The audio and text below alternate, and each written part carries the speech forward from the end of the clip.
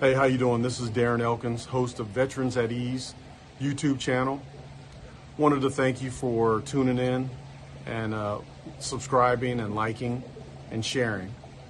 I think one of the biggest things that I've learned since I've retired is staying connected and finding a sense of purpose. And this is my purpose, reaching out, connecting with other veterans to hear their story. If you look at the research, almost 50% of all veterans, when they get out of the military and get a new job, they leave that job within the first year. If they make it to the first year, 80% don't make it to 2 years. So having a sense of purpose, staying connected, that's the point of all of this. So if you have a story, you want to share it, hit me up. I'd love to hear from you. And I am sitting with my very, very dear friend for, almost 30, almost over 30 years. Mm, Um, we're dating ourselves. right? Daila Espeut, who I only know as D, who was probably the most influential person, NCO, in my career because of the way that you carried yourself, the way you wore your uniform. There's I onions. mimic that. I mimic that. And people throughout my career, they would always look at me and, if they didn't speak to me, if they didn't know me, they they knew I cared about being a soldier. And I got that from you. So that's why I wanted to sit and talk with you and hear what your story is. So Long overdue. yes. Long overdue. Yeah. We've talked behind the scenes, but nothing like this. So I'm looking forward to it, and Yeah. it's be joyful. Yeah. It's an interesting journey, right? I mean, because we met in 1990, I know, 91 right? Ooh. in Korea. I was just a young buck PFC. You were a staff sergeant. And, I don't even remember exactly where our paths crossed, but I just remember we struck up a really good friendship. And It was the PA. The PA to, you were my physical therapist because I had knee problems, oh, yeah, that's right. and I came to the physical. I was recommended to come to physical therapy, and I met you and Brainy. Yeah. Yeah. I met you and Brainy, and we just struck up a conversation that here we are today.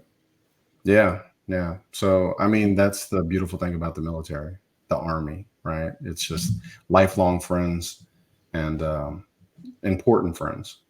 For the So, most part. Yeah. yeah. So, if you don't mind, just share a little bit about, yourself, where you're from, because you have an interesting background. But then why did you join the Army? Well, I'll take the first part. I am from Jamaica, born and raised. Um, I lived in Jamaica my first 15 years with my grandparents. I was given really to my grandparents to be raised because my mother at the time had two children and she was seeking employment. So, considering it was a struggle being a single parent to have two kids, she gave us to our grandparents. So at the age of 15, I was snatched up by her because she had migrated to the United States then. And I lived in Boston for about 2.5 years. I finished high school in Boston in 1982.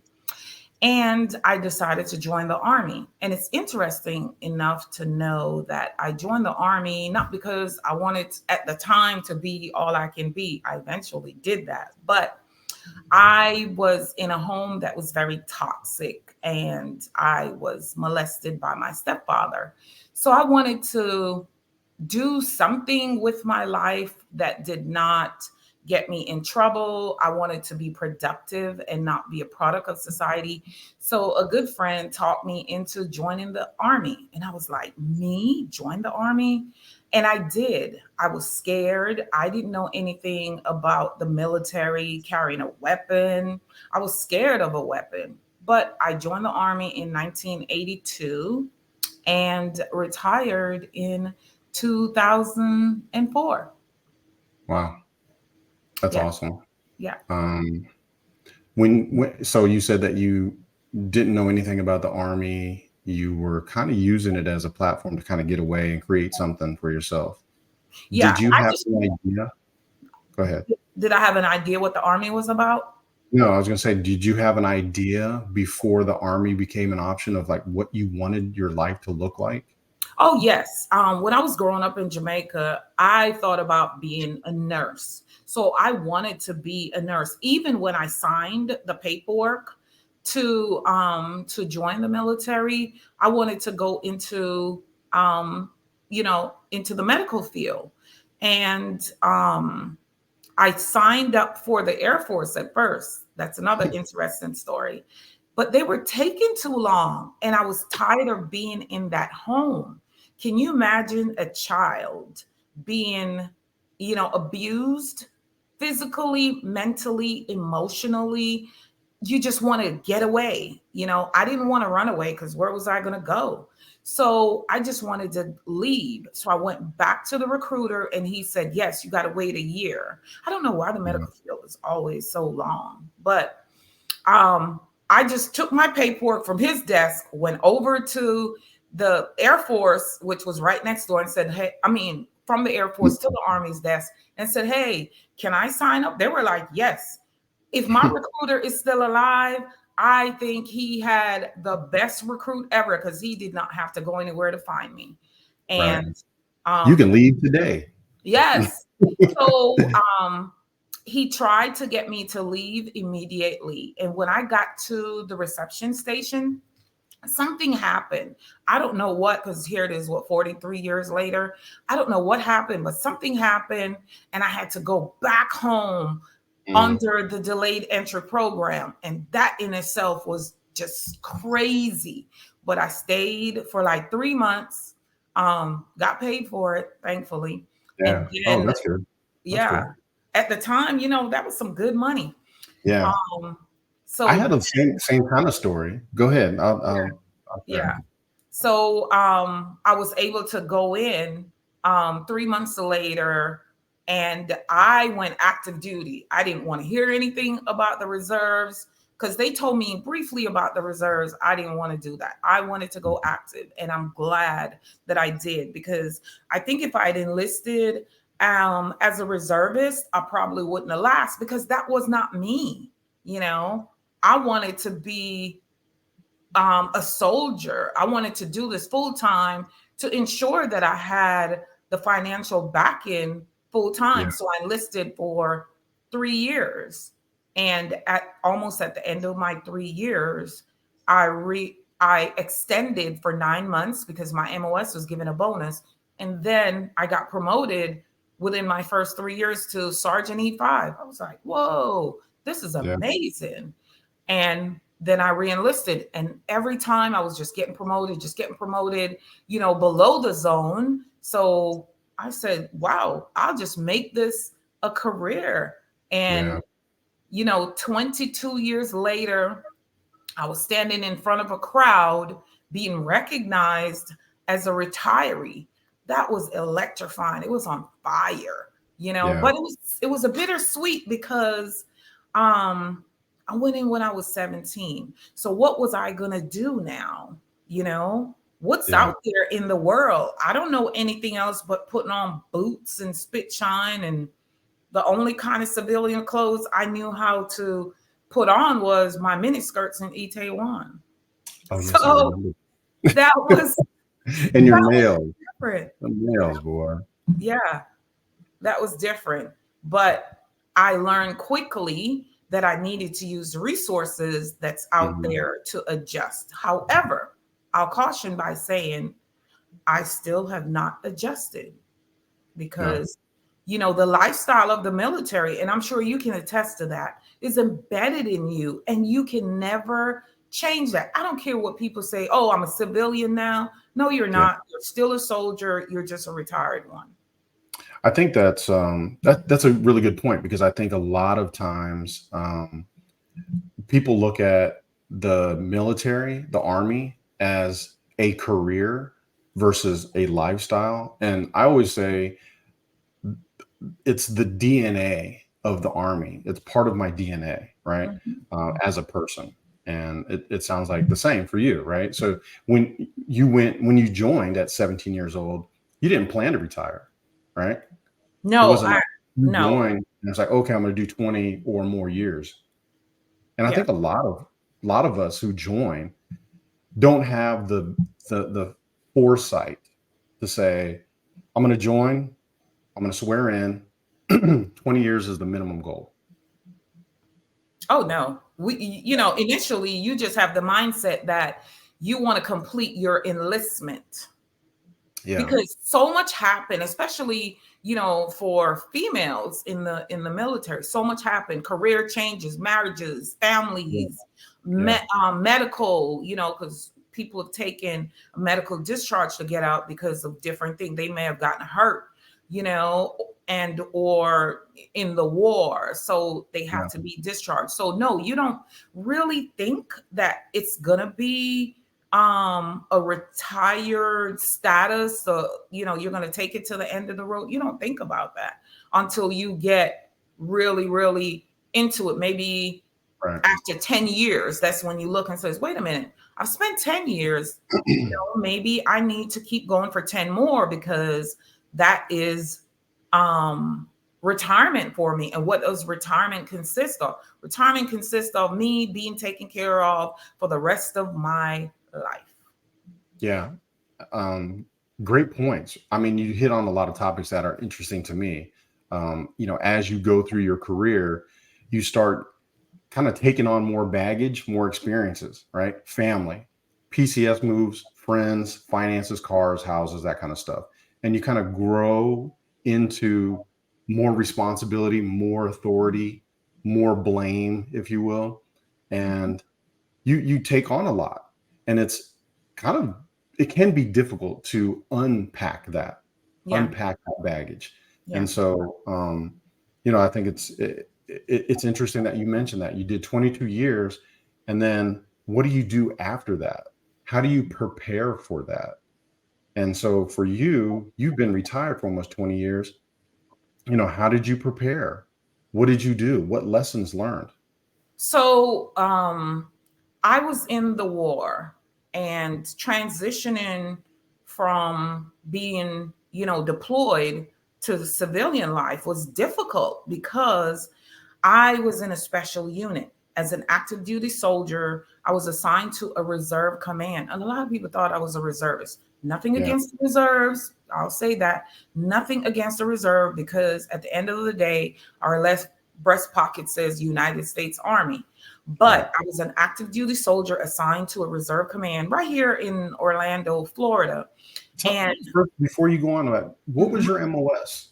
So my MOS, I started in the military as a what is considered a stevedore. It was 57 Hotel, which later changed to 88 Hotel. But because at the time I wanted a career change, I changed my MOS into another transportation MOS, which was 88 November, which was traffic management. So my MOS finally became 88 Zulu 5 Papa 2 Sierra KP.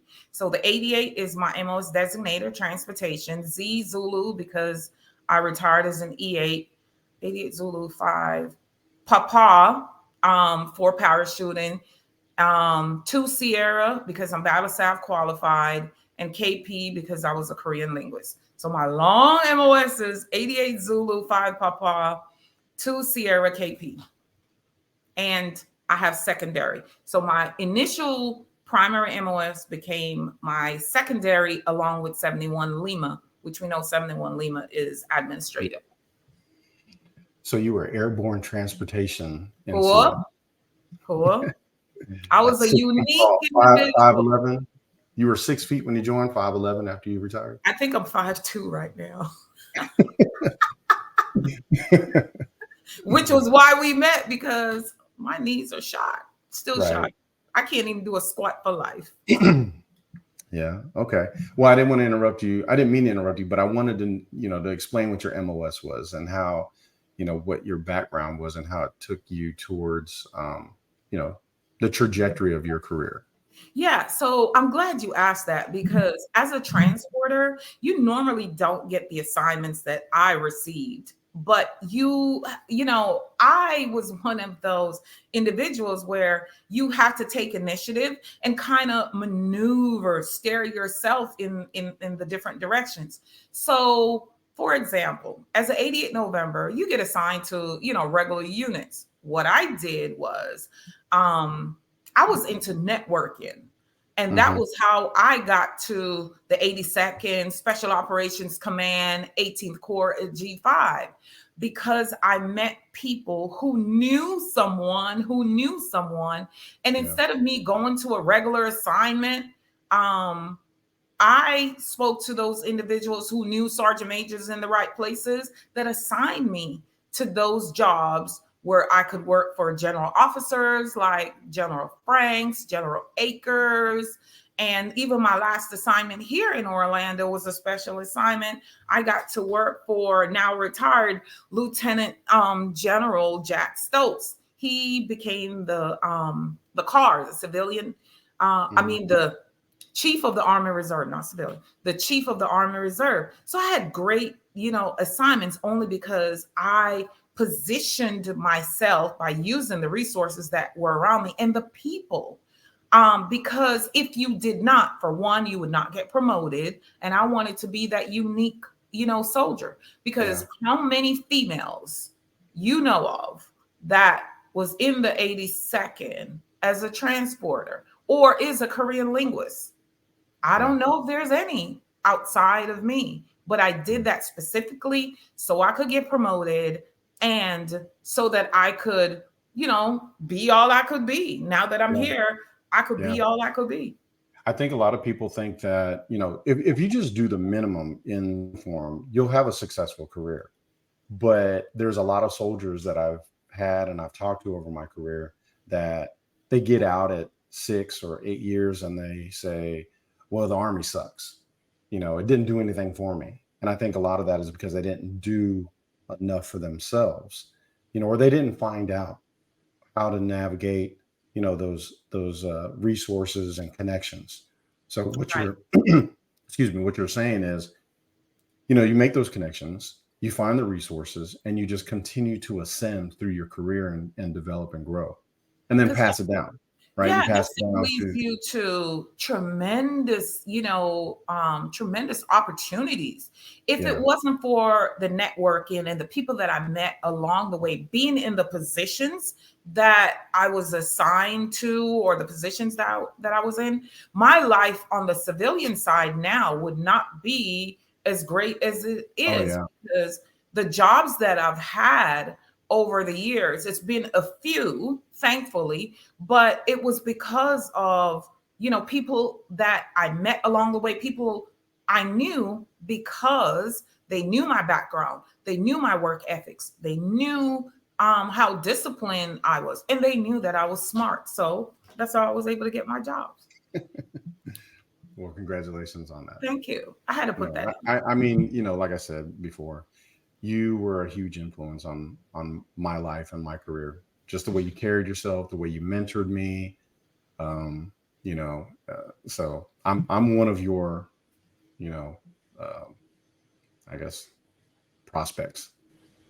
And I remember as you were talking, I thought about a story when we were in Korea, and I had the picture of my daughter with the dollar bill, and I just had it facing a certain way. So, I just wanted to look a certain way. So it was like keeping my eye on my daughter. And the one dude tried to jump on me. I remember in the townhouse. Yeah.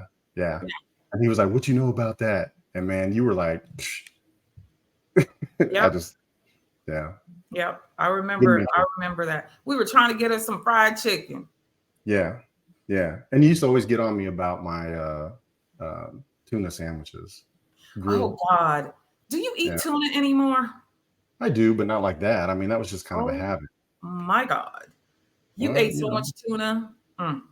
Hey, it was convenient and it's easy. So I didn't venture out into the Korean culture that much. I mean, I was 20 years old, that food, the only thing I ate was a spicy pork, but I never really went out into the culture.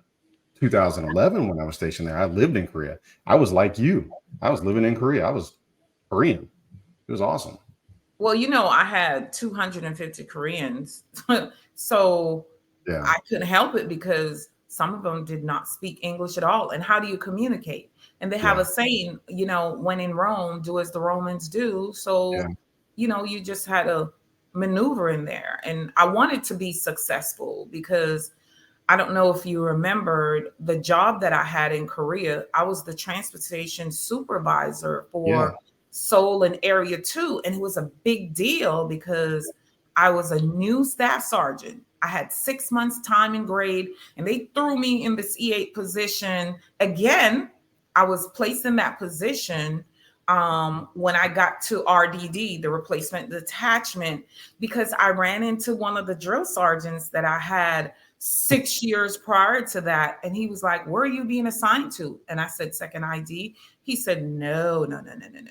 Where do you want to be? I said, maybe right here. And he got me assigned to Seoul. The only position they had at the time was the E8 position. And I was scared to death because I did not know that side of transportation. I Yeah. just reclassed into, traffic management. So how is it I'm going to be leading troops and, doing my job efficiently? But it clicked instantaneously. Yeah.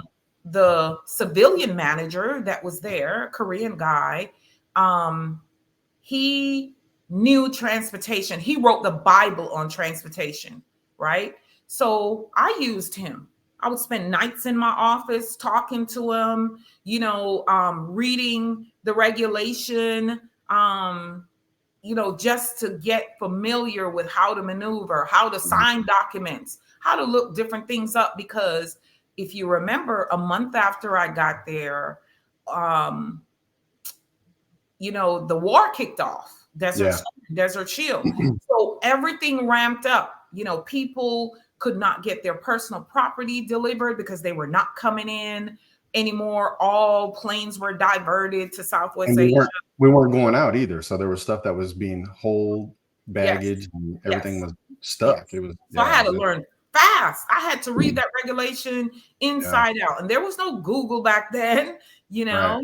I had to learn really, really, really fast how to extend folks' personal property. It was crazy, but it was a learning experience because later years to come, that helped me to get a job in Bahrain as a GS-12, Yeah. working transportation. That's So awesome. it all worked out. No, I mean, that's amazing that you get those opportunities and you excel, and then it just kind of changes the trajectory of your career and your life. Mhm. Um, Share some of the best time. If I guess if you could put a finger on one time in your career in uniform, what was the best experience you had? Well, honestly, I have to say two. Korea, because Korea really started my career as a leader in charge, running things. When I was at Fort Eustis as an E5, yes, I was an instructor teaching, folks how to operate the crane on a ship. So that was in itself was, unique. But Korea, because as I mentioned earlier, I was doing things that I'd never done before and in a big capacity.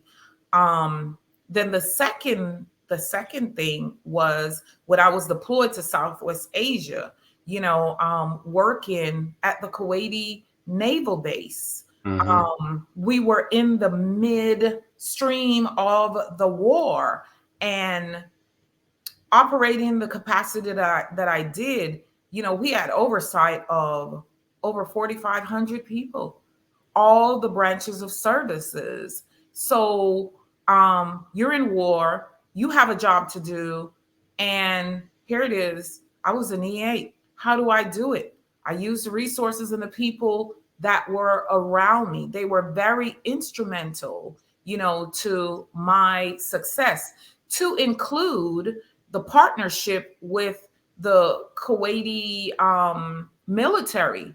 I Hmm. worked hand in hand with the Kuwaiti military, and that in itself was also unique because remember, they're not used to working with females and an Right. African American female too, but it was great. It was amazing. It was a great experience. That's awesome. I remember, speaking of not used to working with females in Kuwait, I remember walking through Itaewon with you, and all the Koreans would have to look up at you, and they would just be like, "Oh," because you were so tall. Oh my gosh. Or when I used to go to Nangdaemun and Tangdaemun, everybody Yeah, would be like right here and they would just be looking we'd at be them. on the subway, and they're just like all like at your elbow level. And they used to talk about my nails. Yeah, those nails go like that. That's how they looked in uniform. Except for when I was a first sergeant. Yeah. I Okay. conformed. So, well, thanks for those two experiences that you had that really shaped your career. Um, what's one experience that was probably not so awesome, or a tough time, or the worst experience in uniform? The worst experience, there were a few, but if I have to narrow it down, is being stereotyped or being treated less than.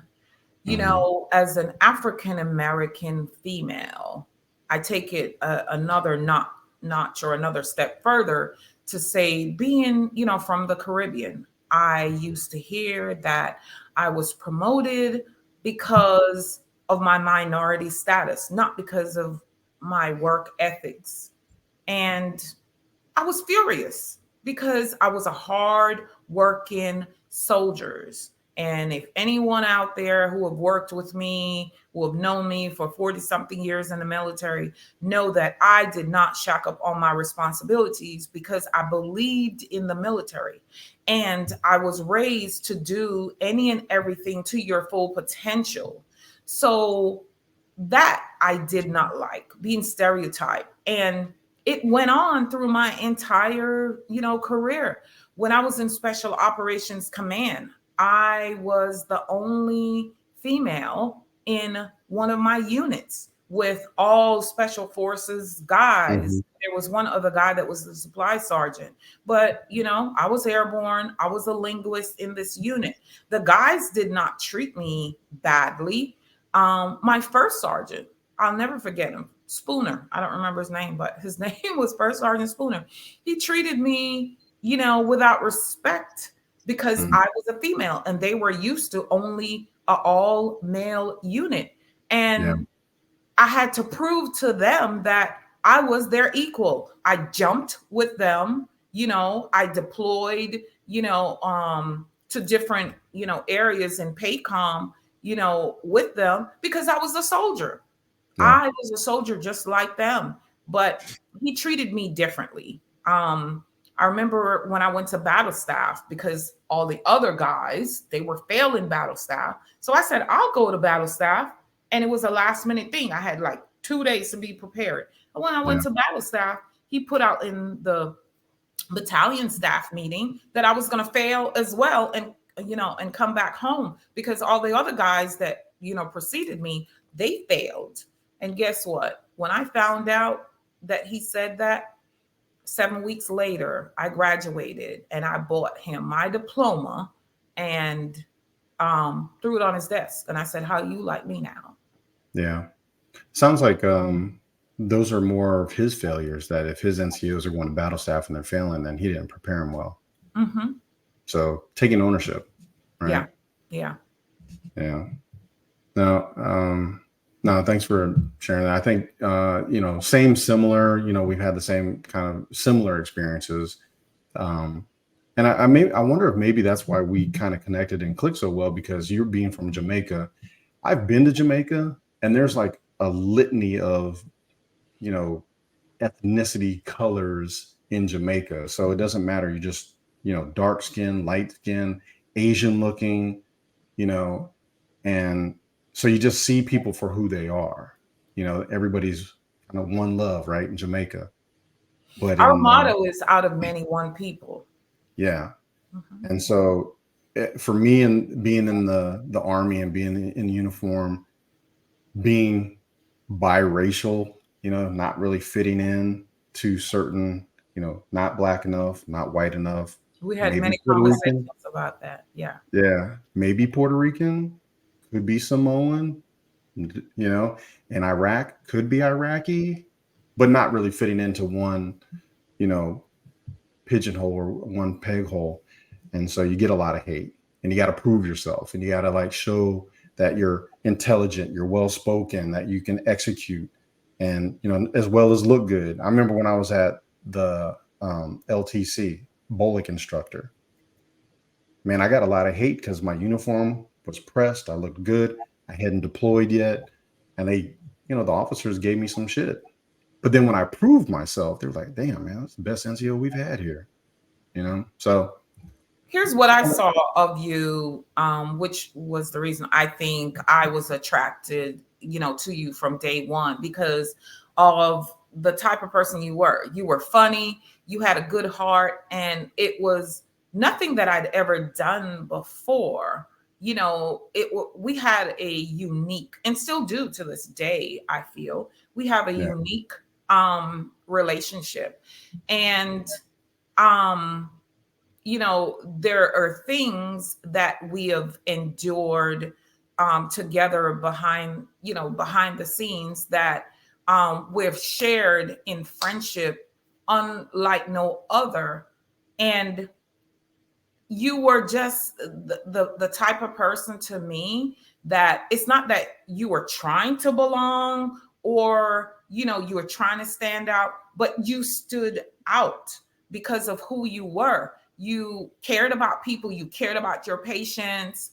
The folks who needed to love you loved you. The ones who hated you, it was only because they were ignorant to the fact that they had no heart, they had no soul, because you had swag and they hated that. That's what I saw, you know. And here it is to fast forward 30 something years later, 34 years later, yeah, we're still in the game, and we're still in the game because when you genuinely love a person or when you genuinely care about a person, you stick with it and yeah, you work through your differences and all that. And, you know, um, you in it for eternity. And yeah. that's where we are. No, I agree. And thank you for that. I appreciate that Mhm. for recognizing that. Um, so I mean that's a good segue into, you know, from the military, the experiences that you've had, experiences that I've had. How did they help you as you transitioned, as you retired into the position that you're in now? Um, I had to be resilient because when I started transitioning out of the military, it was fast paced. And, as I stated before, I was overseas, signed my deck statement because I did not want to get promoted anymore. I wanted to retire. And, the transitioning events and meetings and all that, because everything was tailored for the Air Force. The closest Army base was at Fort Stewart, or I would have to fly to Atlanta, which my unit, they would pay for me to fly to Atlanta to do the transition. But it was still difficult because there were certain things that I missed out on. I only took probably about 5 months to Mhm. transition. And normally you need about a year. So I didn't know what job I was going to get into because I didn't have a lucrative job lined up. Yeah. Um, I met How some did that people. make you feel? How did that make you feel at that time? I was frustrated. I was frustrated at first because I was like, okay, 20 years done. I don't have a good savings account. My family life was kind of in an uproar at the time. And I was like, what in the heck am I going to do? So again, through the years, I've met friends, and I reached out to a good friend, and Edwin Morales, he's my brother for life. He worked on my resume, and I submitted my resume on the federal government, website. And in USA 30 days, Jobs. huh? USA Jobs. No, it wasn't USA Job. It was called something else at the time. But 30 days. That's pretty yeah, quick. in 30 days. And I just, selected one job, and this job was in Germany. It was in a place that I was, that I'd worked before. So I said, let me test the waters. So I selected, I nominated for that job, and went on vacation to Jamaica to celebrate my retirement. Came back from Jamaica, and I was feeling the blues because I had so much fun in Jamaica. So I booked a ticket the same night I came back from Jamaica, and I was like, I'm going back to Jamaica in a couple of days. I boarded a plane, and I'm heading back to Jamaica. My flight had a stop in Nashville. It was Northwest at the time. They had a stop in Nashville, and I got a call, and it was an international call. And I was like, let me answer this before I board my flight. And I was being interviewed for a job in Germany. I was like, what? The only job that I nominated for, remember, I was being interviewed. And the guy said, hey, I'm only going to ask you one question because how I was selected for the job, there was a lady at CPAC that saw my resume. She knew me from Germany. Her name was Daila as well. She was Jamaican. She was at my going away party in Germany. So she remembered me. She remembered when I was a first sergeant. She knew me. And she selected me to be interviewed. And he read my resume, saw that I was a first sergeant and did other leadership jobs. And he said, what is leadership? And I was thinking, I was like, is that a trick question? He said, no, it's not a trick question. And I answered, and he said, if you want the job, you got the job. It was a GS-11 position. And I told him, I said, hey, I'm on my way to Jamaica. Can I contact you when I get back? He said, sure. When I got back from Jamaica 2 weeks later, my email was filled with messages. They were trying to contact me because they thought I didn't want the job. Apparently, they were crossed in transition. Messages were crossed. So I told him, I said, yes, I wanted the job. So I packed up my house that I just moved into. I just bought this house, packed up, and I went to Germany for that job. Wow. So my transition was crazy. That's yeah. Well, but it was successful, right? Yes. Yeah, it was successful. And I think what I heard is something that I think the NCO Corps doesn't really teach and do very well, where the Officer Corps does very well, which is they teach how to network and they connect, lots of connections, just based on the jobs. It's like, hey, Tom, how you doing? Come on in, we'll bring you in. And the NCO Corps doesn't do that. We don't have NCO steering committees. We got GO steering committees, but the NCO Corps doesn't have steering committees like that. Right. So as you transition, as you get out of the military, and I don't think they had TAP when you retired. They had TAP for the Air Force. They had something. It was called something else. Oh God. It was starting to come on board. But I remember when I ETS'd in 1995. And it was just, you signed out, you went to finance, they gave you your whatever. Thanks for coming. There was no transition. Something else. It was called something else for the Army. I don't remember what. There was an acronym for it. It wasn't TAPS. TAPS was for the Air Force, but it was called something else. And I did attend one class of it at Patrick Air Force Base, but it was again because it was on Air Force Base. It was mostly geared to the Air Force, and I kind of got out of it what I could. As far as resumes, and they had some mock interviews, but again, I didn't need it, didn't use it. And to this Because day, the Air Force is very business yes, centric. They're yes, very if business you do it centric. So if properly. they've had that, but I remember leaving Fort Hood, they didn't have it in 95. Sounds like you had an opportunity, but using those connections that you've made, that's key. That's the key, is making those connections, keeping those connections, and as you transition, because it's very difficult. I've I only know. had 2 interviews for jobs since Mhm. I have retired. And, not bragging whatsoever, but it was all because of people that I knew who knew, the person who Yeah. was in charge of the position, and they saw my resume and I just went to Yeah. work.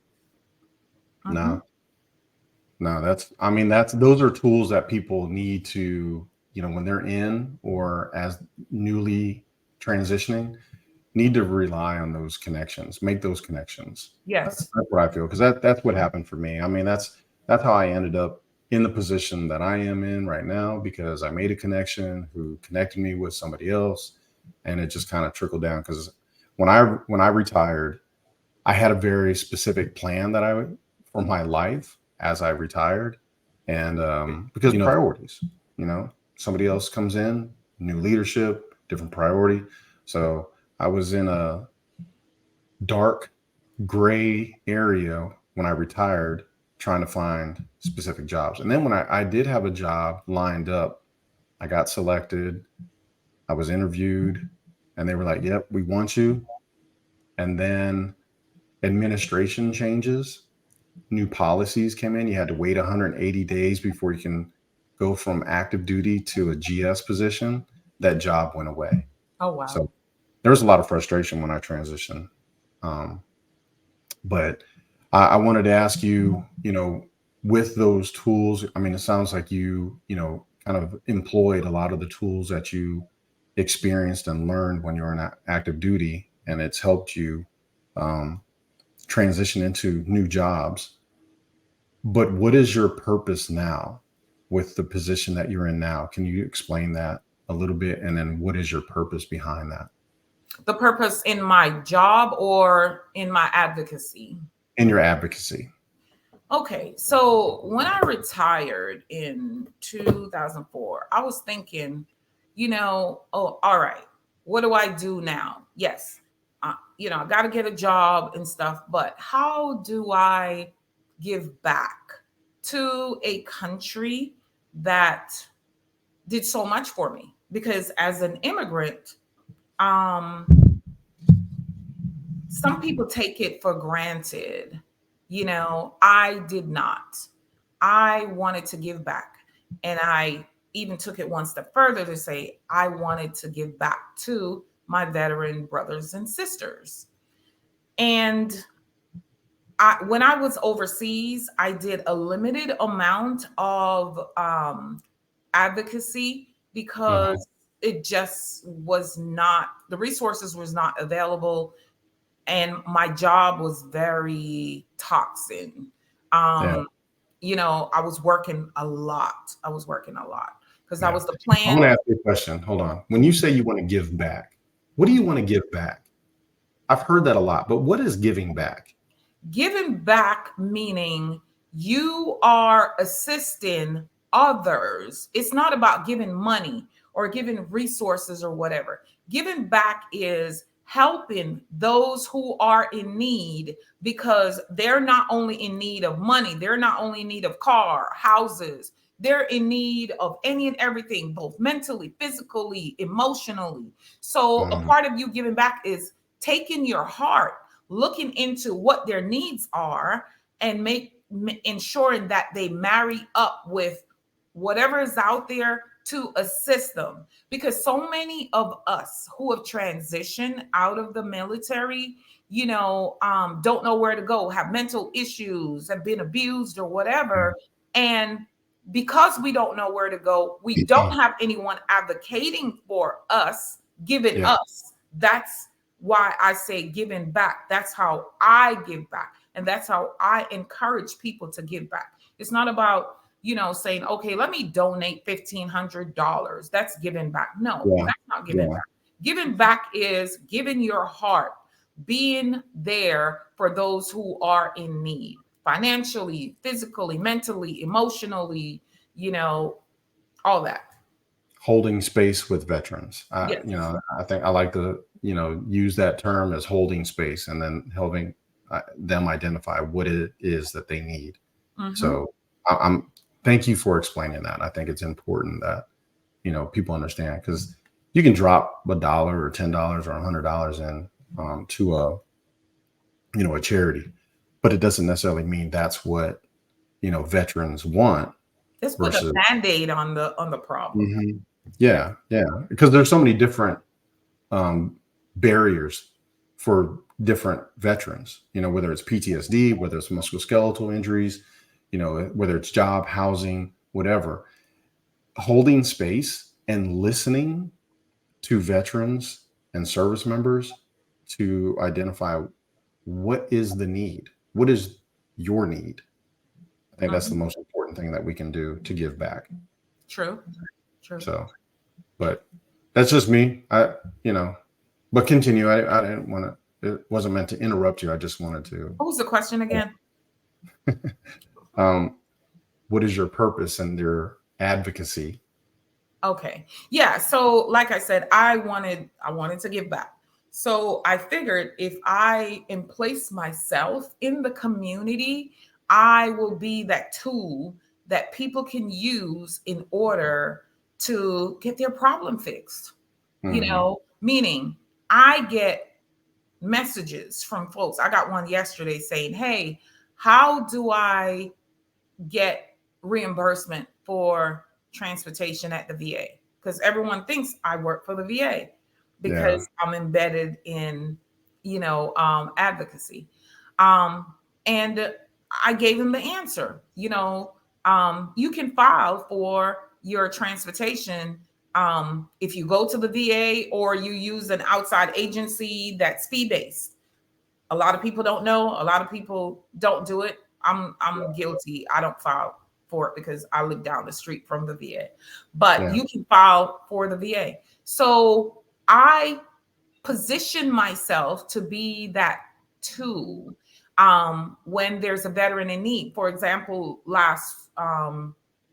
this past Monday, I went to a homeless shelter to have veterans sign up for to get their DD-214. I took my computer so they can, because a lot of veterans don't have a copy because they're homeless. So it's really easy to go online, but if they don't have a computer, and that's what I did. That was my part of giving back. The other thing is tie in with the counties and city officials and the other veteran organizations who have resources that they want to give to veterans in the community. And I'm that voice that ensure that people know about those resources. And it doesn't have to be only veterans.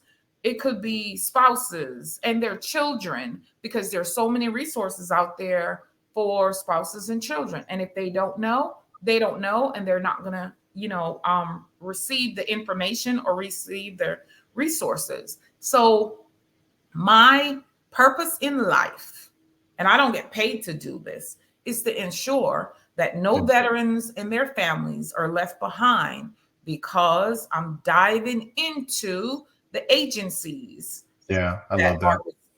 that are responsible for providing what we need. And I'm going to do that until I can't do it anymore. Yeah, that's beautiful. It strikes a chord with me because, a lot of programs that are in the VA, or when we're changing culture or whatever we're talking about as far as bringing advocacy to veterans, we have these brick and mortar locations, whether it's the VBA or the VHA.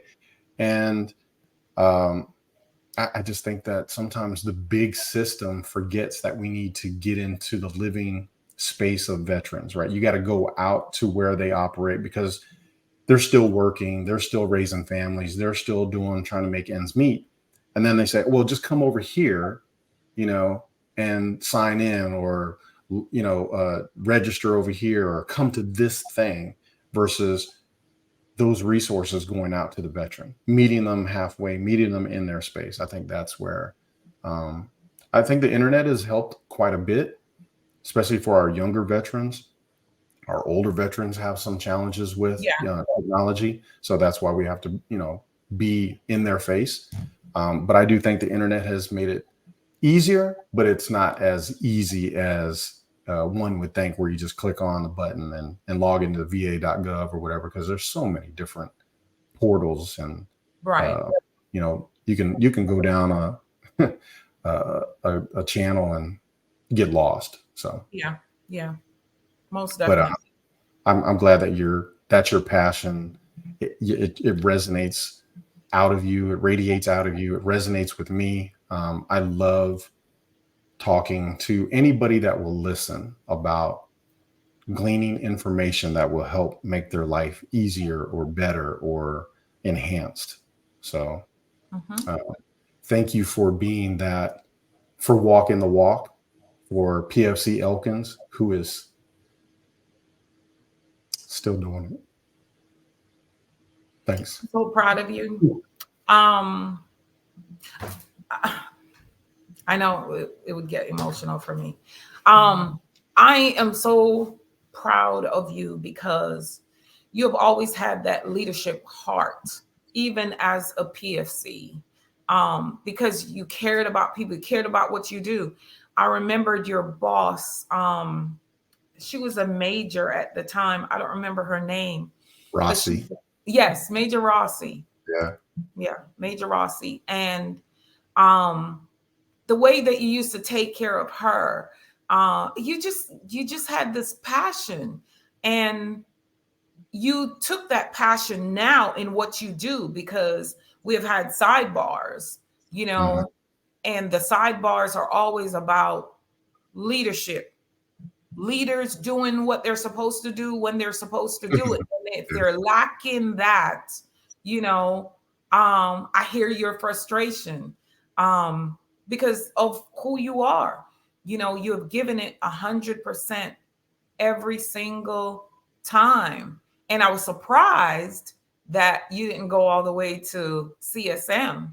That was surprising because, I mean, I thank you. And this isn't about me. This is your story. But, just to kind of cap that, I did everything I could within my skill set. And then when that ceiling was pretty low, I went broad, so I got all my education, I got all my experience, I had jobs that nobody else had ever had, but it translated to where I am now, so I look at the Army. I would have loved to have been a command sergeant major, but where I am now, man, I have impact across a whole new branch of service, the entire branch of service. So the Army prepared me for where I am right now. So, without getting into detail, I'll also say this. I believe and I know that you are a strong person and you are a fighter. And what I mean by that is Fort Lee. Fort Lee was your turning point. And because of things things that happen, you demonstrated resiliency. And I think, if nothing else, that's the reason why you're here. And that's the reason why you are who you are, because you learned a lot in that space. Yeah, that was makes any sense?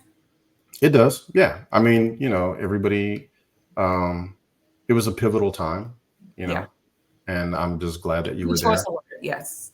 Glad you were there in close proximity. I remember my mom called you. I don't even remember. I don't remember certain events. I just remember that my mom called you and you were there, and that was cool. That's what we're supposed to do. Yeah. Yeah.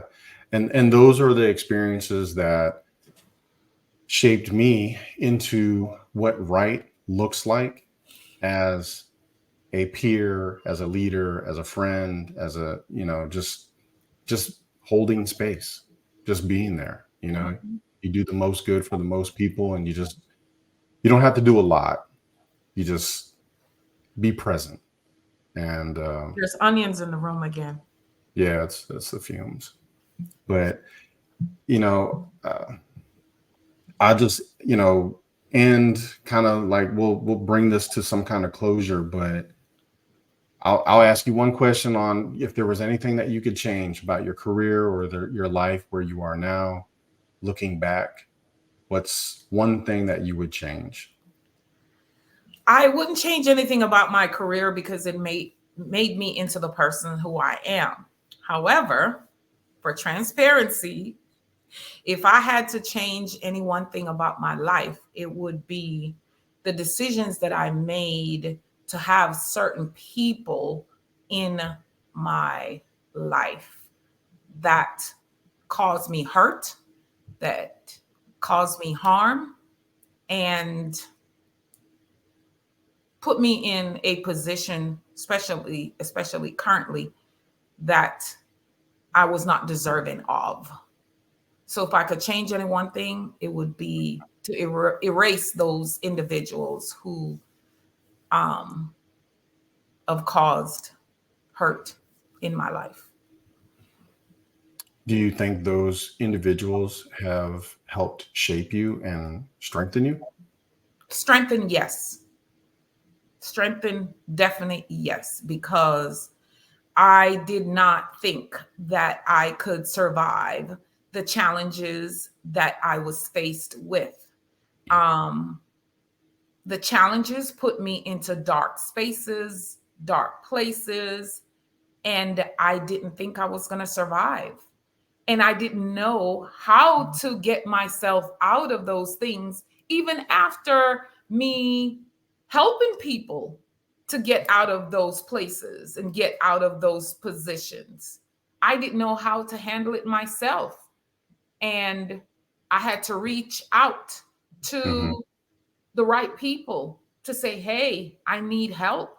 And I'm still getting the help today, I'm you glad. know, but it was not a good road to travel on, but I'm still traveling, Yeah. still traveling. It's And not about the destination, right? It's about the no, journey. no. And at the end of the day, what I found out is that I am stronger than I thought I ever was. I'm better than I even thought that I was. Mm. And it's all because of network, the people that I have around me, you Yeah. know, yes, they gave me courage, they gave me strength, they gave me grace because they know the trials and tribulation that I was going through. And they kept pushing me, kept pushing me. Even, something as simple as school. At Hmm. almost 60 years old, I am in a PhD program. That's challenging itself. And what I call my angels, you Yeah. know, they're there on my shoulders every single day saying, hey, we know you can do it. We know you can do it. And me, myself, I'm like, what? I can do it? Yeah. Can and it's not to prove a point, but it's to say, yes, I can. I've survived the worst, Absolutely. survived the Keep worst. continue ascending, Yeah. right? Continue growing. So, Mhm. um, D, thank you. Thank you for this time. Thank you for your friendship. Thank you for your love. Thank you for your service, your continued service. If you could bring your lapel up a little bit just so you can show off your All my medals. stuff. Yeah. So, but yeah, perfect. I love you. I love you infinitely. Thank you so much for being a great friend. Um, we'll go down in history. Yeah, absolutely. You Cool. got you got a battle buddy for life. Oh, I You know, know. I they know. have a saying, I got your six, Hmm. I got your 6, I got your 12, I got your 3, and I got your 9. And I know Ditto. you got mine. Ditto. Absolutely. Absolutely. Well, cool. Again, thanks for your time, and we'll index here, and hopefully this will resonate with other people.